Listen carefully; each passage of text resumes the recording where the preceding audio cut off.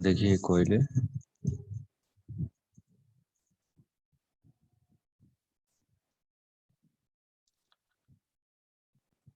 ऐसे ही चलता जा रहा है।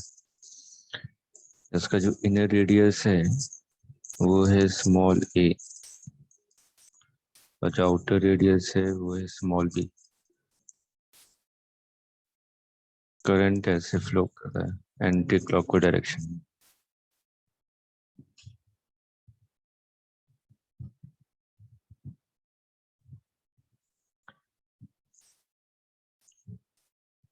Total number of turns capital N. I current है। Find magnetic field at centre.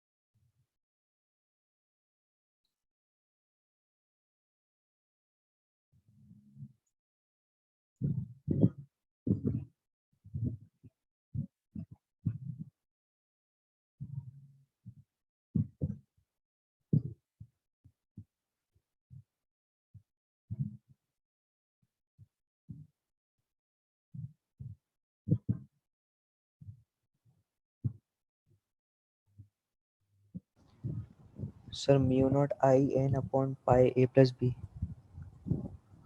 नहीं, गलत है।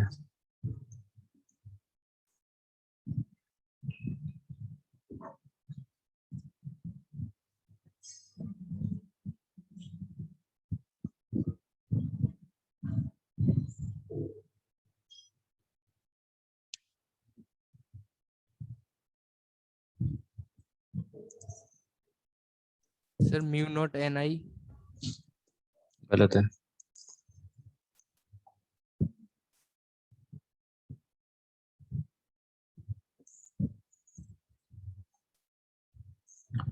देखिए यहाँ पे आपने एक्स डिस्टेंस पे एक टीएस थिकनेस का कॉइल मान लिया। इसकी थिकनेस डीएक्स है। तो इसमें नंबर ऑफ टर्न्स कितने हो जाएंगे डीएस थिकनेस में? नंबर ऑफ टर्न्स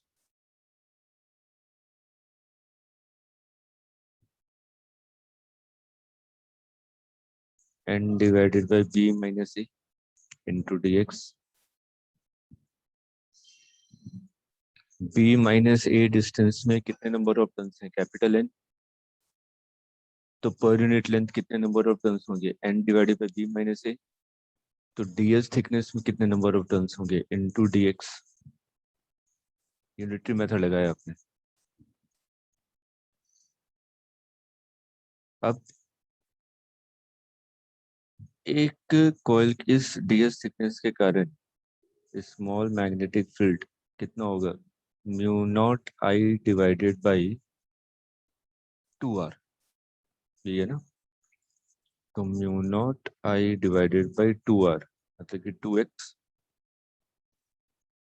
ये के कारण उस ds थिकनेस में कितने नंबर ऑफ टर्न्स हैं? Into number of turns. Clear है यहाँ तक? एक रिंग के कारण ये होगा, into number of ring in ds thickness. मेरे को तो टोटल चाहिए, तो मैं क्या करूंगा, इंटीग्रेट करूंगा x कहाँ से कहाँ तक, a से b तक. Net magnetic field mu naught N I divided by 2p minus a 1/x integration ln x, तो ln b divided by a. AIIMS में आया था ये क्वेश्चन.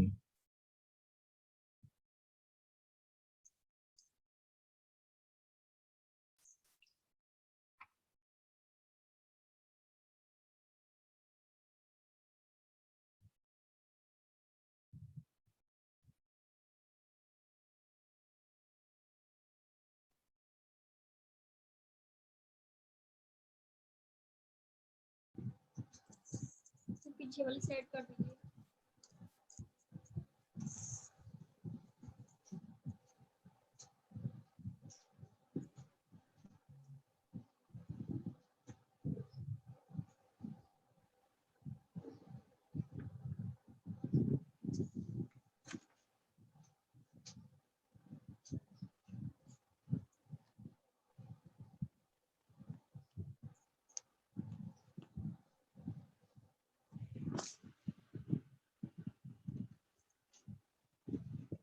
सर एक बार लास्ट वाला एग्जांपल समझा दो दोबारा.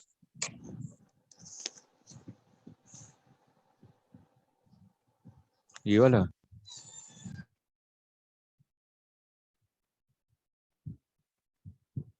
कौन सा एग्जाम्पल, ये वाला? सर नीचे वाला.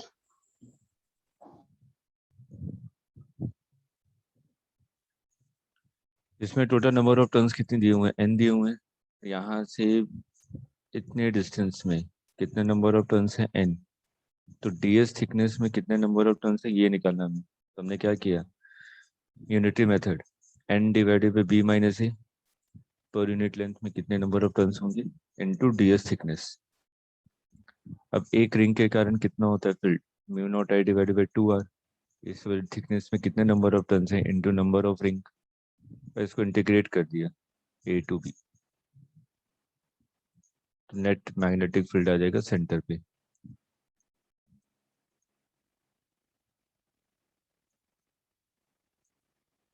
Magnetic field on the axis of ring. Formula लिख लीजिए, B is equal to mu naught I r square divided by 2r square x square power.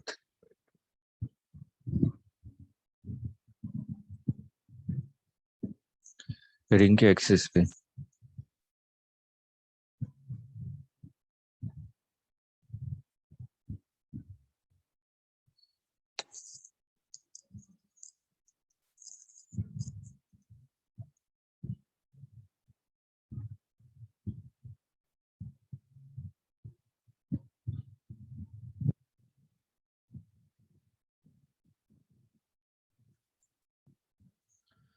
अब देखिए कॉइल वगैरह कुछ भी हो उसमें अगर मेरे को मैग्नेटिक फील्ड का डायरेक्शन निकालना है, तो जिस डायरेक्शन में आपका करंट फ्लो हो रहा है उस डायरेक्शन में अपने फिंगर्स को कर्ल कीजिए, राइट हैंड को. ठीक है, जिस डायरेक्शन में आपका करंट फ्लो कर रहा है उस डायरेक्शन में अपने फिंगर्स को कर्ल कीजिए. जो थंब का डायरेक्शन है वो किसका डायरेक्शन बताएगा, आपका नेट मैग्नेटिक फील्ड का डायरेक्शन. ठीक, जैसे कि मान लीजिए ये रिंग है आपका, करंट ऐसे फ्लो कर रहा है एंटी क्लॉक का डायरेक्शन. तो करंट अगर एंटी क्लॉक का डायरेक्शन फ्लो कर रहा है तो एंटी क्लॉक का डायरेक्शन में फिंगर्स को कर्ल कीजिए. तो थंब कहाँ जा रहा है आपका, राइट डायरेक्शन में. तो नेट मैग्नेटिक फील्ड का डायरेक्शन क्या हो जाएगा आपका, राइट. इस डायरेक्शन में बी नेट है.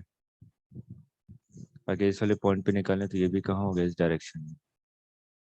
सेम चीज याद कीजिए, हम लोग ने रिंग के केस में निकाला था इलेक्ट्रिक फील्ड का डायरेक्शन. तो राइट डायरेक्शन में क्या था, राइट डायरेक्शन में, और लेफ्ट पॉइंट पे क्या था, लेफ्ट डायरेक्शन. उसका आपने ग्राफ भी बनाया था इलेक्ट्रिक फील्ड और एक्स के बीच में. तो यहाँ पे अगर मैं मैग्नेटिक फील्ड और एक्स के बीच में ग्राफ बनाऊं तो ये होता है ग्राफ आपका।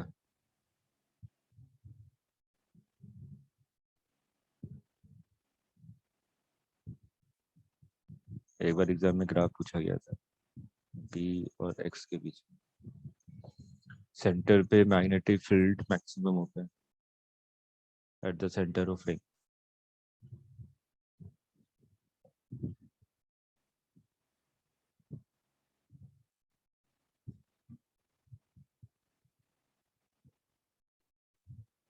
सर एक जगह ये भी तो था कि r/√2 डिस्टेंस पे मैक्सिमम होता है।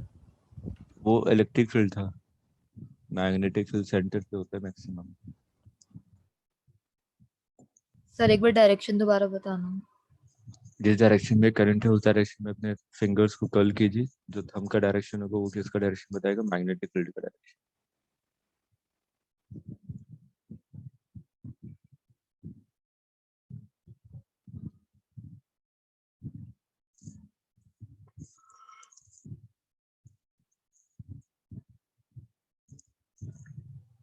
सर देखिए इसका लेफ्ट पे आ रहा है।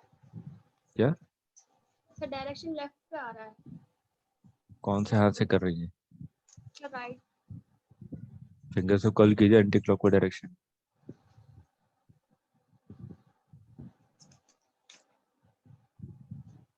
अरे ये क्लॉकवाइज हो गया, आप ऐसे करिए, क्लॉकवाइज हो गया, एंटी क्लॉकवाइज ऐसे होगा, उल्टा।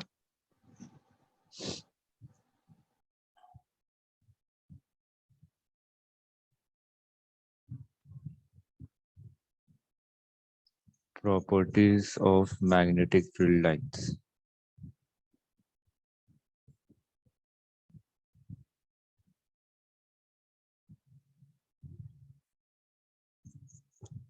देखिए, अगर ये नॉर्थ पोल और ये साउथ पोल है बार मैग्नेट का, तो आपकी मैग्नेटिक फील्ड लाइंस क्या होती है? नॉर्थ से निकलती है, साउथ में एंटर करती है, और अंदर में कहाँ होता है?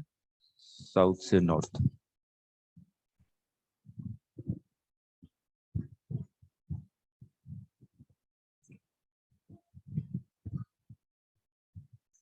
तो फर्स्ट पॉइंट यही है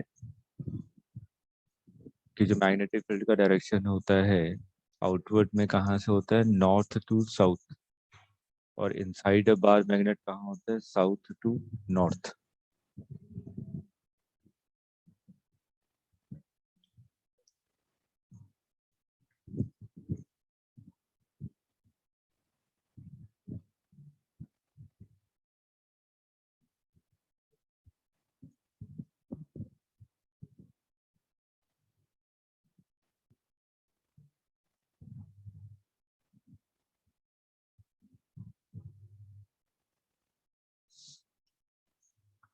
second point, magnetic field always represent magnetic field always represent net magnetic field.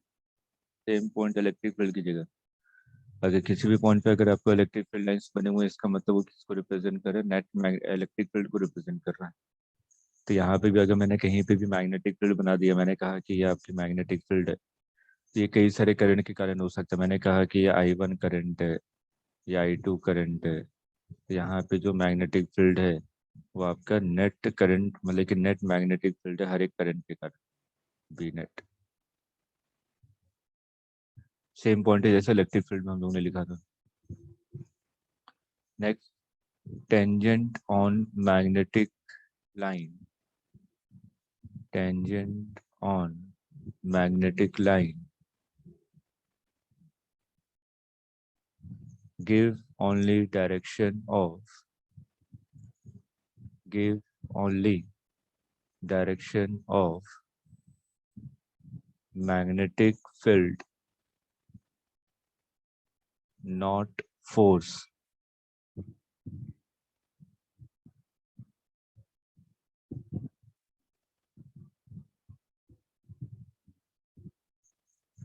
Electric field में क्या था कि अगर इलेक्ट्रिक फील्ड लाइन्स हैं, या अगर आपके इलेक्ट्रिक फील्ड लाइन्स हैं और यहाँ पे आपने किसी भी पॉइंट पे टेंजेंट ड्रॉ किया, तो ये मैग्नेटिक इलेक्ट्रिक फील्ड का डायरेक्शन भी बताता है, और किसका डायरेक्शन बताता है? फोर्स का डायरेक्शन भी, क्योंकि फोर्स इज इक्वल टू क्या होता है? Q इंटू ई। तो जो इलेक्ट्रिक फील्ड का डायरेक्शन होगा वही क्या होगा? फोर्स का डायरेक्शन होगा। अब यहाँ पे अगर मैग्नेटिक फील्ड में देखिए, यहाँ पे पॉइंट डिफर हो जाता है। क्या कि ये मैग्नेटिक फील्ड है, मैग्नेटिक फील्ड में अगर किसी भी पॉइंट पे अगर मैं टेंजेंट ड्रॉ करूँ तो ये आपकी मैग्नेटिक फील्ड का डायरेक्शन बताएगा, ना कि फोर्स का डायरेक्शन। क्यों? क्योंकि फोर्स इज इक्वल टू क्या होता है यहाँ पे, क्यू वी क्रॉस वी। ठीक है, टेंजेंट का डायरेक्शन तो फोर्स बताता ही नहीं है, क्योंकि क्रॉस प्रोडक्ट है यहाँ पे।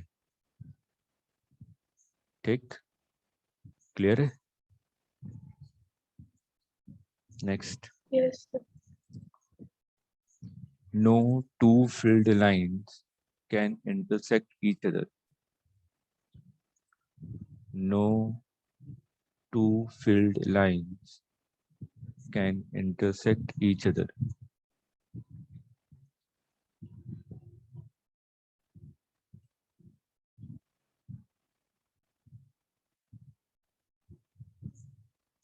Next, more the density, more will be the magnetic field intensity.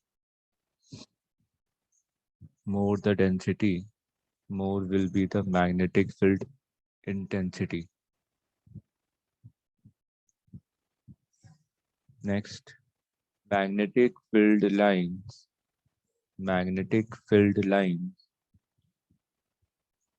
always exist in closed loop.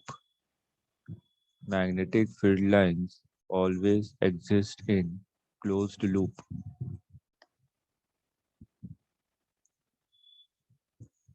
Number of lines directly proportional to pole strength. जैसे वहां पे आपने पढ़ा था नंबर ऑफ लाइन से directly proportional to magnitude of charge, यहाँ पे भी क्या है आपको, हम लोग मैग्नीट्यूड ऑफ चार्ज नहीं, यहाँ पे पोल स्ट्रेंथ के बारे में बात कर रहे हैं। अभी आगे डिस्कस करेंगे बार मैग्नेट के बारे में। ठीक है, इसको प्लस एम और इसको माइनस एम लिखते हैं, पोल स्ट्रेंथ। ठीक है,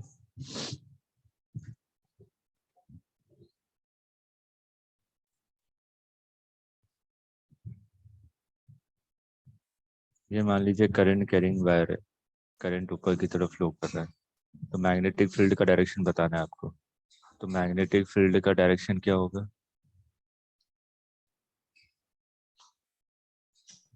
Outside. Sir, outside.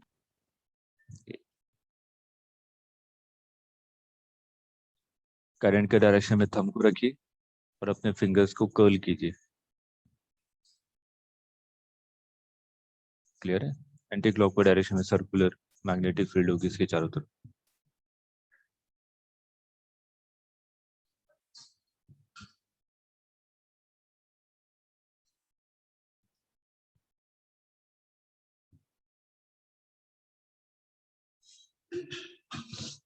ये करंट फ्लो कर रहा है, एक रिंग है,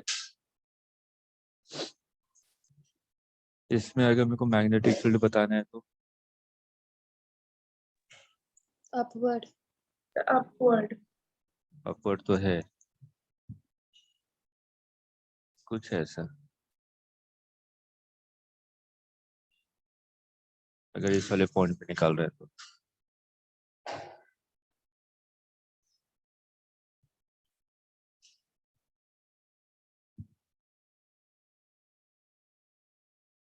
लेकिन नेट मैग्नेटिक फील्ड आपने ये बताया ना अपवर्ड डायरेक्शन, लेकिन क्लोज लूप बनाता है ना।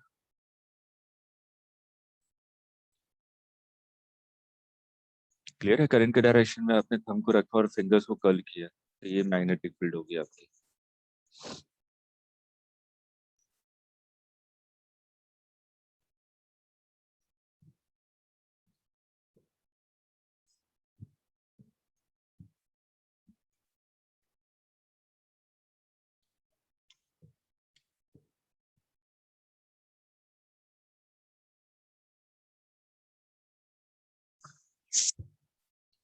देखिए नेक्स्ट, मैग्नेटिक फील्ड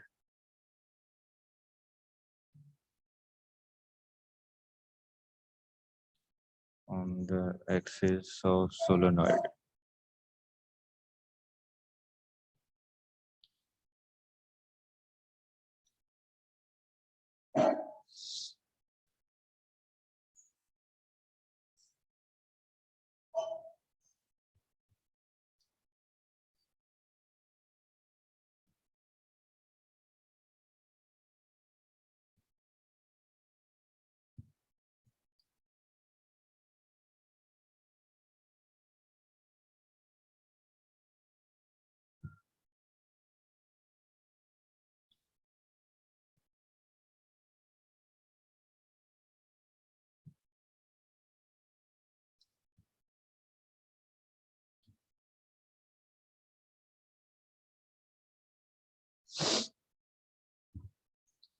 ये आपका सोलोनॉइड है।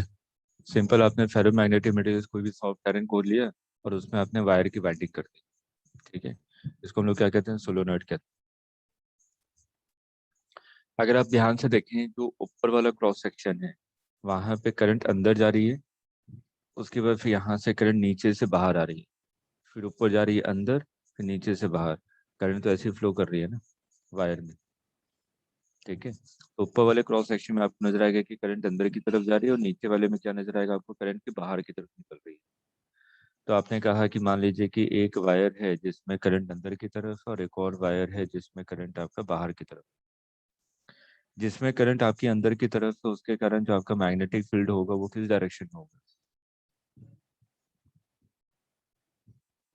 लेफ्ट।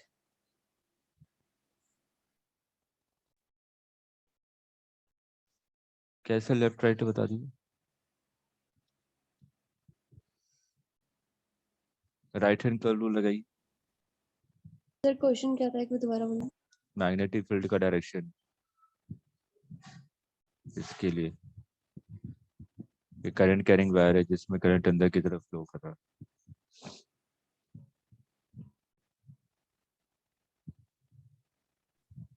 सर क्लॉकवाइज होगा। और इस वाले में क्या होगा, एंटी क्लॉकवाइज। इन दोनों के बीच में देखिए, इन दोनों के बीच में आपको लगेगा कि जो मैग्नेटिक फील्ड है वो कहाँ है, नीचे की तरफ। इसके कारण भी इधर है और इसके कारण भी इधर है, तो नेट मैग्नेटिक फील्ड तो नीचे की तरफ होगी ना। तो अगर कहीं पे भी ऐसे सिस्टम नजर आ रहा है कि एक तरफ करंट आपका अंदर की तरफ है, दूसरी तरफ करंट आपका बाहर की तरफ है, तो जहाँ पे क्रॉस होगा, क्रॉस के डायरेक्शन में अपने फिंगर्स को कर्ल कीजिए। जो थंब का डायरेक्शन को नेट मैग्नेटिक फील्ड का डायरेक्शन देगा। देखिए इसमें बहुत सारे रूल आते हैं करंट का डायरेक्शन निकालने, लेकिन हर जगह हम लोग राइट हैंड कर्ल रूल ही लगा रहे हैं, बस तरीके अलग अलग चेंज हो जा रहे हैं।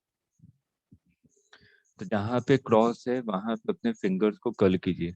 तो थंब का डायरेक्शन कहाँ देगा आपका, मैग्नेटिक फील्ड का डायरेक्शन।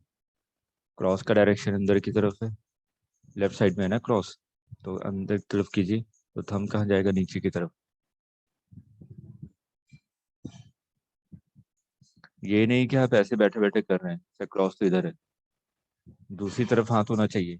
जो दूसरा डॉट है, डॉट की तरफ हाथ रखिए और क्रॉस की तरफ कर्ल कीजिए। तो जो थंब का डायरेक्शन होगा वो आपको किसका डायरेक्शन देगा, मैग्नेटिक फील्ड का डायरेक्शन। यहाँ पे मैग्नेटिक फील्ड का डायरेक्शन क्या है आपका, डाउनवर्ड।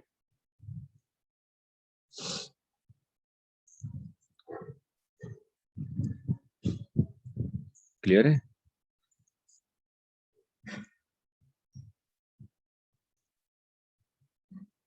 अब देखिए इस सोलोनॉइड में, अगर इस सोलोनॉइड का मैं क्रॉस सेक्शन बनाऊं, तो क्रॉस सेक्शन देखेंगे तो ऊपर वाले में क्या हो रहा है, करंट अंदर जा रहा है, और नीचे वाले से क्या हो रहा है, करंट बाहर निकल रहा है। तो इसमें मैग्नेटिक फील्ड का डायरेक्शन क्या होगा, जहाँ क्रॉस है वहां पे फिंगर्स को कर्ल कीजिए। थंब का डायरेक्शन कहाँ चला जाएगा, लेफ्ट। तो इसके लिए मैग्नेटिक फील्ड का डायरेक्शन ये, इस सोलोनॉइड के लिए।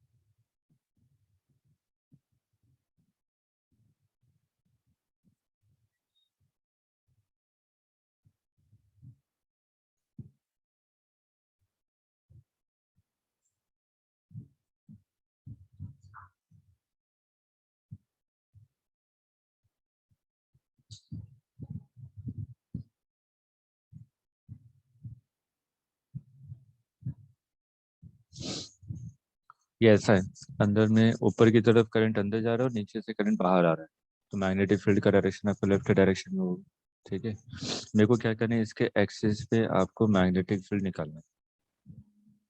मैंने कहा कि एक्सिस से मान लीजिए पी पॉइंट है, इस पी पॉइंट पे आपसे पूछेगा कि मैग्नेटिक फील्ड कितनी होगी। फॉर्मूला बता रहा हूँ, वैसे आज तक इस फॉर्मूले पे क्वेश्चन आए नहीं है। ठीक है, अगर बाई चांस आए तो डायरेक्ट फॉर्मूले पे सिंपल सा क्वेश्चन। हम लोग पी पॉइंट से क्या करेंगे, इस एंड को देखेंगे और पी पॉइंट से इस वाले एंड को देखेंगे। ठीक है, पी पॉइंट से दोनों एंड को देखना है आपको, तो इस वाले एंड को देख रहे हैं तो ये कितना एंगल बना रहा है आपका, θ2 मान लीजिए, और ये कितना एंगल बना रहा है, θ1। दोनों सेम डायरेक्शन में होने चाहिए एंगल। यहाँ पे देखिए θ1 θ2 क्या, दोनों के दोनों एंटी क्लॉकवाइज डायरेक्शन में है। ठीक, तो इस वाले पॉइंट पे जो आपका मैग्नेटिक फील्ड होगा, इस सोलेनॉइड का रेडियस कितना है, कैपिटल आर। तो यहाँ पे हम लोग लिखते हैं स्मॉल एन। स्मॉल एन का मतलब number of turns per unit length. कोई डेरिवेशन नहीं कर रहा हूँ, सिंपल सा डेरिवेशन, लेकिन कोई फायदा नहीं है, बेकार का टाइम वेस्ट है, फॉर्मूला याद होना चाहिए। हाँ, B is equal to mu naught Ni divided by 2 cos θ2 minus cos θ।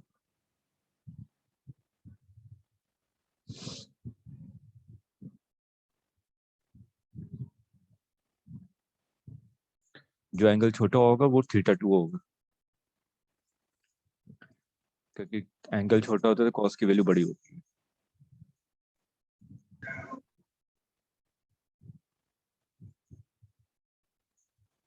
Clear है? यस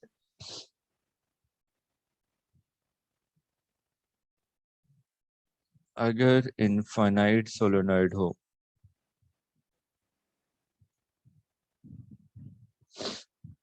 और ideal solenoid,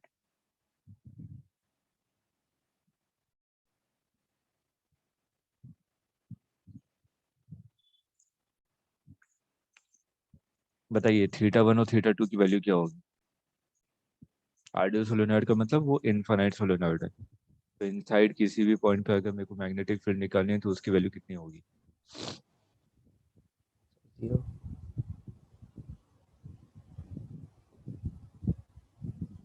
theta sir 90 θ2 0 degree and θ1 90 degree 180 हाँ, θ1 तो 0 डिग्री, लेकिन θ2 180। θ1 आपका 180 डिग्री हो जाएगा ना, 180 इनफाइनाइट है, ये ऐसे करके इन्फिनिटी पे कहीं पे जाके टच करा होगा ना, तो ये वाला एंगल तो 180 हो गया। अगर ये भी इन्फिनिटी पे पहुंच गया तो ये तो बिल्कुल ऐसा हो जाएगा ना, तो ये कितना एंगल बना रहा होगा इससे, 0 डिग्री। तो एक एंगल आपका 0 डिग्री हो गया, दूसरा कितना हो गया, 180 डिग्री। मतलब कि यहाँ पे आपने कहा कि θ2 आपका 180, सॉरी 0 डिग्री हो गया, और θ1 कितना हो जाएगा, 180 डिग्री। इनफाइनाइट सोलेनॉइड के लिए वैल्यू पुट कीजिए, मैग्नेटिक फील्ड कितना आ जाएगा, cos 180 की value cos 0 1 minus of cos 180 minus minus plus 1, तो कितना हो जाएगा, 2 2 2 कैंसिल हो जाएगा, म्यू नॉट Ni। ये फॉर्मूला याद करता है ना, magnetic field inside solenoid, mu naught Ni।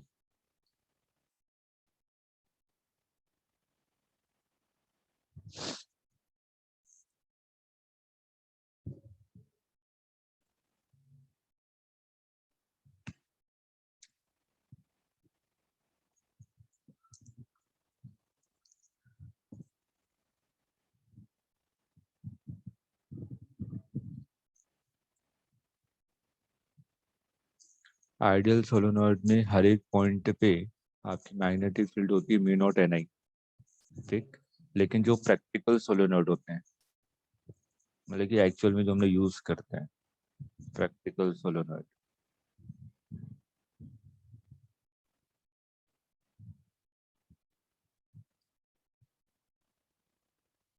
Inside magnetic field कितनी होती है, same mu naught Ni eight the and कितना होता है, एंड ऑफ सोलोनॉइड?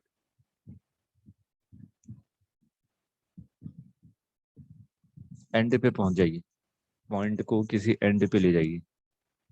ये आ गया पॉइंट, यहाँ आ गया पी पॉइंट।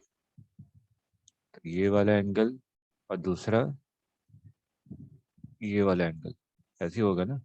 एक एंगल 90 डिग्री बनेगा और दूसरा एंगल कितना बनेगा?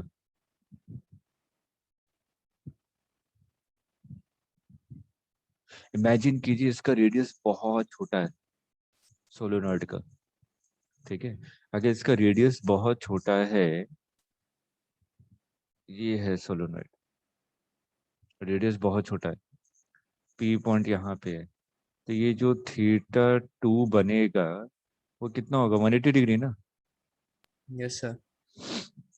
प्रैक्टिकली ऐसा ही होता है, ठीक है। रेडियस बहुत छोटा होता है सोलोनॉइड का, तो अगर रेडियस की वैल्यू बहुत छोटी है और पॉइंट कहाँ पे है, एट द एंड, तो जो θ1 होगा वो 90 डिग्री होगा, θ2 आपका 180 डिग्री होगा।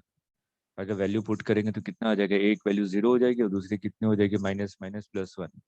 तो at the end of solenoid कितना हो जाएगा, B is equal to mu naught NI divided by 2। अब ऐसे आपको फॉर्मूला याद भी रखना है कि अंदर किसी भी पॉइंट पे मैग्नेटिक फील्ड कितनी होती है, म्यू नॉट NI, और eight the end of the solenoid कितना होता है, mu naught NI divided by 2।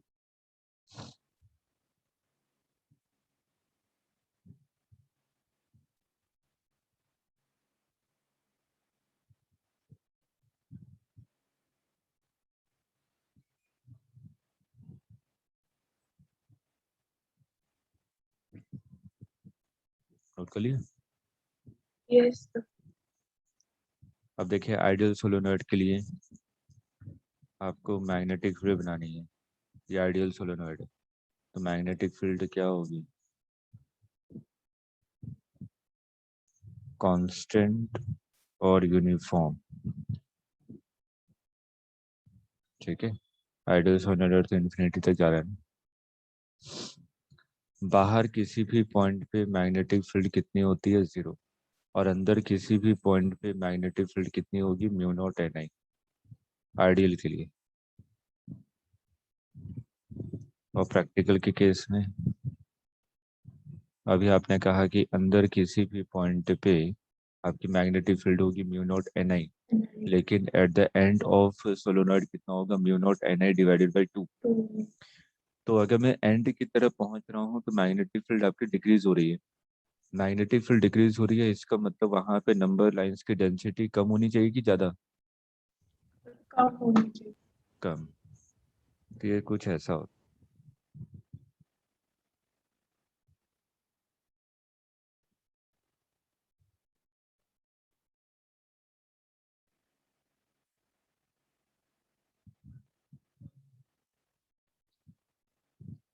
ये मैग्नेटिक फील्ड। प्रिंस ने ये डायरेक्ट डायग्राम पूछा था।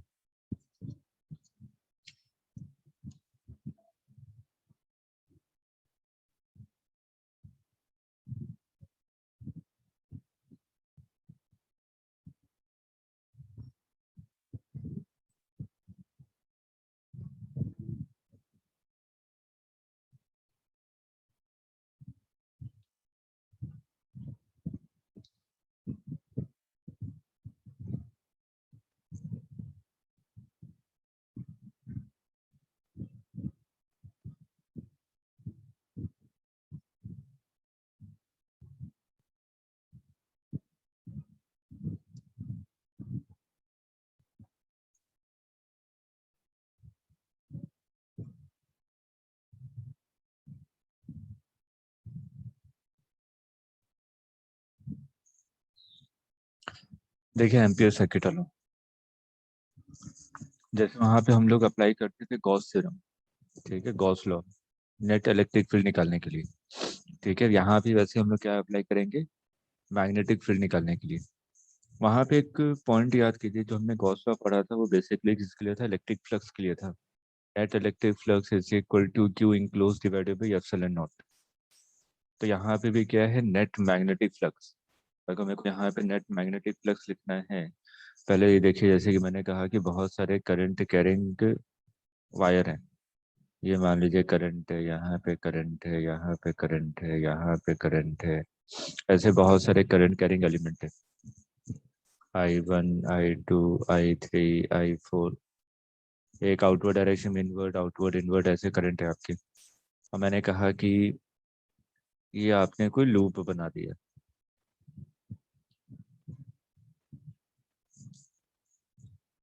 इस लूप के अंदर I2 और I3 करंट है, ठीक है। और इसके कारण आपको किसी भी पॉइंट पे क्या करना है, मैग्नेटिक फील्ड निकालना है, ठीक। मैं यहाँ पे क्या करूँगा, इस वाले पॉइंट पर अगर मेरे को निकालना है तो बी नेट किसके कारण होगा, B1 के कारण होगा, B2 के कारण होगा, B3 के कारण होगा, B4 के कारण होगा। सेम वैसे जैसे गॉस लॉ में हम लोग कहते थे कि मैंने कहा कि अगर वहाँ पे कोई भी एक इमेजिनरी गॉसियन सरफेस है, उसके अंदर सिर्फ Q1 और Q2 चार्ज है, लेकिन वहाँ पे कितने चार्ज मौजूद थे, 4-5, ठीक है। तो किसी भी पॉइंट पे जो इलेक्ट्रिक फील्ड होती है वो नेट इलेक्ट्रिक फील्ड होती है, वो सभी चार्ज के कारण। कोई जरूरी है कि गॉसियन सरफेस के अंदर जितने चार्ज हैं सिर्फ और सिर्फ उसके कारण होगा। याद आ रहा है, गॉस थ्योरम में ये पॉइंट बताया था। वैसे अगर मैंने यहाँ पे कहा कि ये करंट कैरिंग वायर है और मेरे को किसी भी पॉइंट पे मैग्नेटिक फील्ड निकालनी है, तो मैंने आपने ये क्या किया कि इमेजिनरी लूप बनाया, ठीक है। तो ये लूप क्या है, एम्पियर लूप, इसको कहते हैं एम्पियर्स लूप, ठीक। और एम्पियर लूप का डायरेक्शन ये आप पे निर्भर करता है कि आपको डायरेक्शन क्या लेना है। अगर इसके हिसाब से अगर मैं लिखूं तो B.dl close integration is equal to mu naught into I enclosed, ये फॉर्मूला है। अब B.dl, सबसे पहले यहाँ पर आते हैं कि mu naught into I enclosed. I enclose मतलब कि इस लूप के अंदर कितनी करंट है। इस लूप का डायरेक्शन आपने क्या लिया हुआ है, इस लूप का डायरेक्शन मैंने क्या लिया है, एंटी क्लॉक का डायरेक्शन। तो एंटी क्लॉक का डायरेक्शन में अपने फिंगर्स को कर्ल कीजिए, थंब कहाँ जा रहा है, ऊपर की तरफ, Yes. ठीक है। तो इस लूप के अंदर जो करंट ऊपर की तरफ बाहर की तरफ होगा वो आपके लिए प्लस होगा। तो अगर इस पर्टिकुलर लूप के लिए मैं लिखूं तो आई इंक्लोज कितना हो जाएगा, बाहर की तरफ कौन है, सिर्फ और सिर्फ I3 है, और I2 क्या है, अंदर की तरफ, इसलिए माइनस साइन। तो आई इंक्लोज कितना हो जाएगा, I3 माइनस I2। ऐसे छोटे छोटे क्वेश्चन एग्जाम में पूछे गए। क्लियर है, लिख लीजिए। एम्पियर सर्कुलर लॉ की मदद से अगर मैं कहीं पे भी मैग्नेटिक फील्ड निकालता हूँ तो क्या होता है, नेट मैग्नेटिक फील्ड होता है। उस लूप के अंदर कितने करंट है सर ये तो उसका हम क्या क्या बोल रहा है हरित।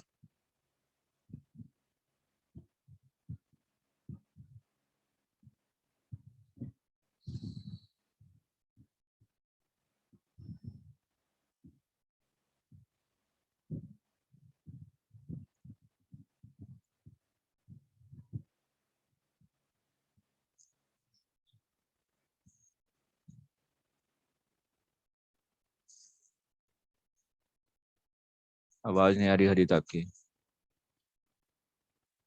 सर मैं ये कह रहा हूँ कि तो हम पे डिपेंड करेगा ना कि हम एंटी क्लॉकवाइज करंट लेते हैं कि क्लॉकवाइज। लेकिन ये फिगर ज्यादातर क्वेश्चन में दिया रहता है। अगर कोई आपसे पूछता है इनक्लोज्ड के बारे में, लूप ओके का सर। डायरेक्शन दिया रहेगा।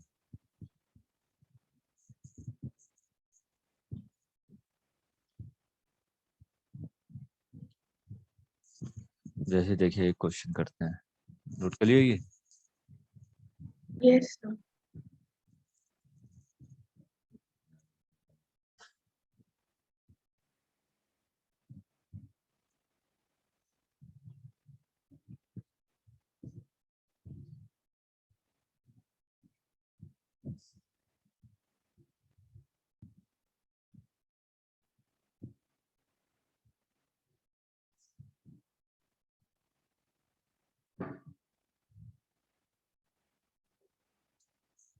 आई इंक्लोज्ड बताइए।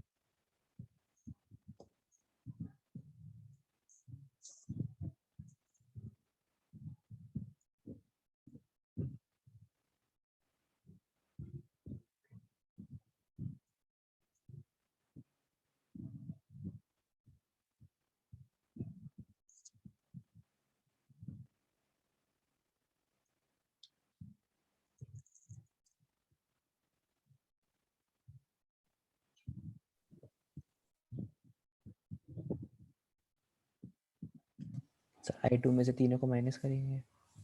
सर I2 में से तीनों को माइनस कर देंगे। Sir I1 minus I2 minus I1 minus I4. नहीं, सही से कीजिए, क्या कर रहे हैं?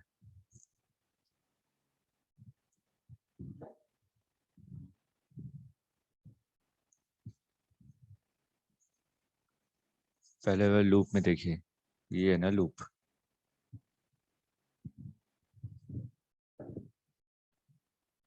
किस डायरेक्शन में है? Anti clockwise. ऊपर। एंटी क्लॉकवाइज डायरेक्शन में फिंगर्स को कर्ल कीजिए, थंब का डायरेक्शन कहाँ जा रहा है? अपवर्ड। तो अपवर्ड डायरेक्शन आपके लिए पॉजिटिव। अपवर्ड डायरेक्शन में कौन सा करंट है? I1. सेकंड वाले में ये है लूप।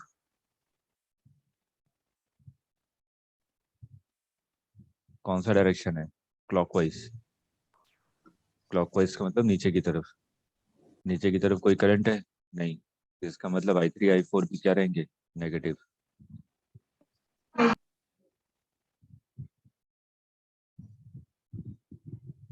ये है आई इंक्लोज्ड।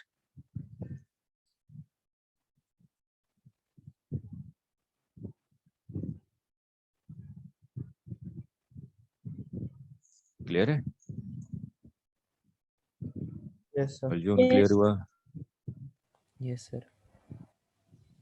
अब देखिए, जैसे वहां पे हम लोगों ने गॉस लॉ में लिखा था कि जो गॉस लॉ है वो हर एक जगह एप्लीकेबल है, लेकिन अगर गॉस लॉ की मदद से मेरे को इलेक्ट्रिक फील्ड निकालनी है तो मैं वहीं पर लगाऊंगा जहाँ पे आपका हाईली सिमेट्रिकल सिस्टम है। याद आ रहा है? तो उसी तरीके से अगर यहाँ पे बोलूँ तो एम्पियर सर्किट और लॉ क्या है? आपका हर एक जगह एप्लीकेबल है, लेकिन अगर एम्पियर सर्किट और लॉ की मदद से मेरे को मैग्नेटिक फील्ड निकालनी है तो वहीं पर लगाऊंगा जहाँ पे आपका हाईली सिमेट्रिकल केस है। ठीक है, सिमेट्रिकल सिस्टम में ही हम लोग एम्पियर सर्किट और लॉ की मदद से क्या कर सकते हैं? मैग्नेटिक फील्ड कैलकुलेट कर सकते हैं, अनसिमेट्रिकल सिस्टम से नहीं। लिख लीजिए इसको। Ampere circuit law is applicable everywhere, but if we have to calculate the magnetic field by using the Ampere circuit law, then it is valid only for highly symmetrical case.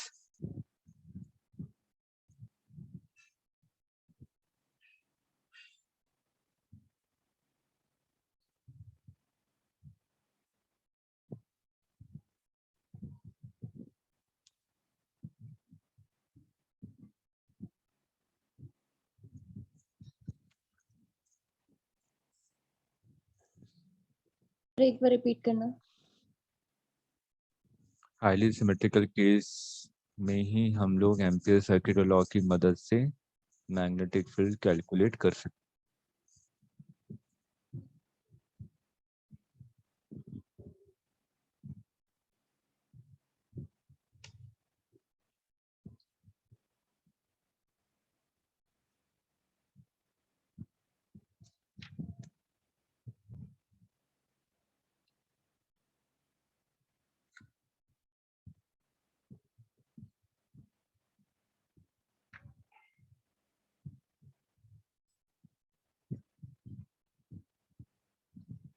देखिए, simple सा application,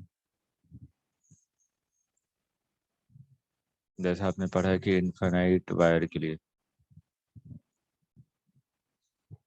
अगर इस वाले point पे आपको magnetic field निकालनी है तो इनफाइनाइट वायर को ऐसे देखिए, जैसे क्रॉस सेक्शन ऐसे नजर आएगा ना वायर का, करंट अंदर की तरफ जा रही है। अगर मैं पी पॉइंट की बात करूं जो कि यहाँ से कितनी डिस्टेंस पे है? आर डिस्टेंस पे है, तो इस वाले पॉइंट पे जो मैग्नेटिक फील्ड होगी, मैग्नेटिक फील्ड का डायरेक्शन क्या होगा? क्लॉकवाइज। करंट अंदर की तरफ है, इसके चारों तरफ मैग्नेटिक फील्ड कैसे होगी? क्लॉकवाइज डायरेक्शन में।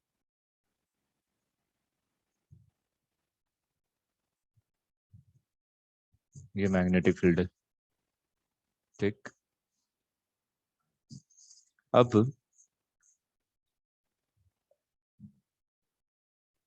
B dot D L integration is equal to mu naught into I enclosed.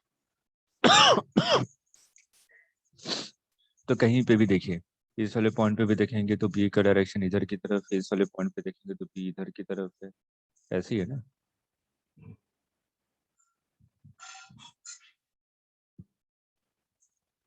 तो जिस डायरेक्शन में बी है उसी डायरेक्शन में क्या स्मॉल एलिमेंट है, इस लूप पे स्मॉल एलिमेंट डीएल।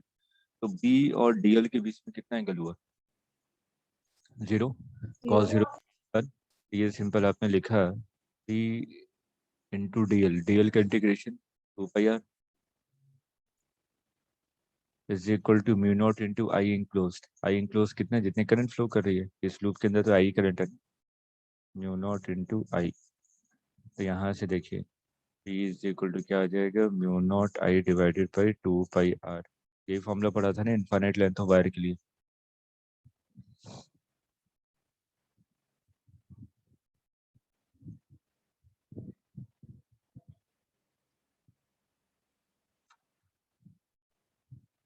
क्वेश्चन तो इससे बहुत अच्छे हैं लेकिन वो फिर नीट लेवल का नहीं है।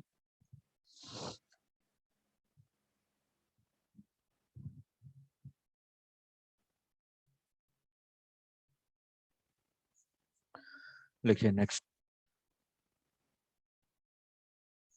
फोर्स ऑन मूविंग चार्ज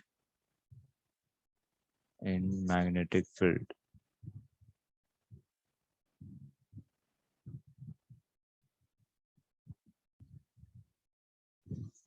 अगर मैग्नेटिक फील्ड में कोई भी चार्ज पार्टिकल v वेलोसिटी से मूव कर रहा है तो उस पे जो फोर्स की वैल्यू होती है वो कितनी होती है, F is equal to Q v cross b। v आपका मैग्नेटिक फील्ड है, v आपकी वेलोसिटी ऑफ चार्ज पार्टिकल।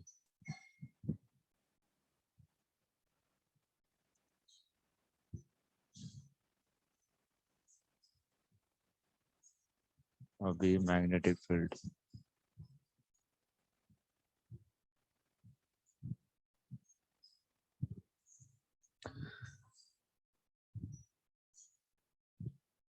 देखिए अब यहाँ पर v क्रॉस b, तो इसको मैं डायरेक्ट v क्रॉस b का मतलब क्या हुआ, क्रॉस प्रोडक्ट में जो रिजल्टेंट वेक्टर होता है वो क्या होता है, वेलोसिटी और मैग्नेटिक फील्ड के परपेंडिकुलर डायरेक्शन में होगा,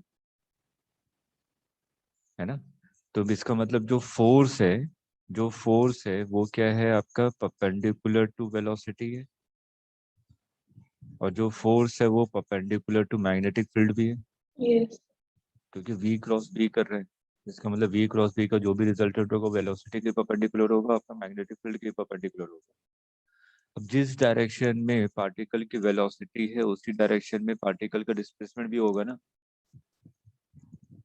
ठीक। तो आपने क्या कहा कि force is perpendicular to small displacement.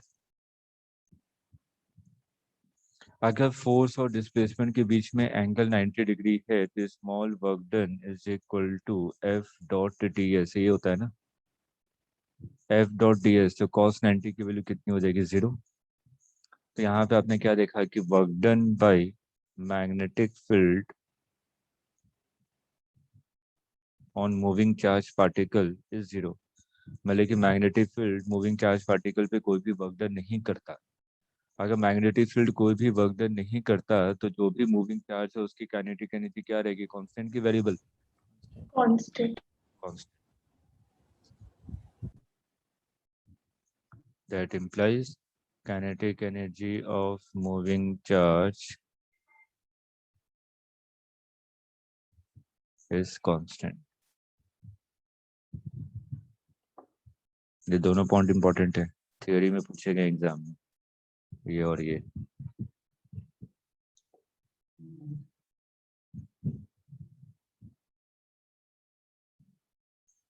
इसका मतलब मैं किसी भी चार्ज पार्टिकल को मैग्नेटिक फील्ड में थ्रो करूं तो उस पे क्या होगा, उसके काइनेटिक एनर्जी पे कोई फर्क नहीं पड़ेगा, उसकी इसका मतलब उसकी स्पीड पे कोई फर्क नहीं पड़ेगा।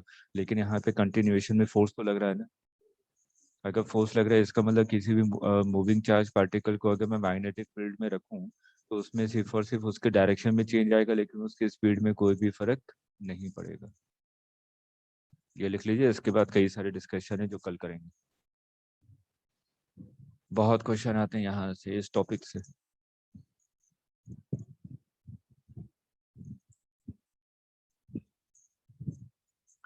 जो चीज हम लोग यहाँ पे पढ़ रहे हैं फोर्स के बारे में, वही चीज हम लोग इलेक्ट्रोमैग्नेटिक इंडक्शन में पढ़ेंगे। किसके बारे में? ईएमएफ के बारे में, इंड्यूस्ड ईएमएफ। क्योंकि इंड्यूस ईएमएफ का फॉर्मूला आपको याद होगा, आई एल क्रॉस बी होता है, और यहाँ पे force is equal to Q V cross B. मतलब कि एनालिसिस सेम है एज इट इज, इसलिए इस वाले पार्ट को ध्यान से समझिएगा, क्योंकि ईएमआई में फिर सेम क्वेश्चन रिपीट होंगे। हमें वहां पे वैसे ही लिखवाऊंगा कि जो यहाँ पे क्यू के साथ किया, तो वहां पे हम लोग करंट कैरिंग एलिमेंट के साथ कर रहे हैं।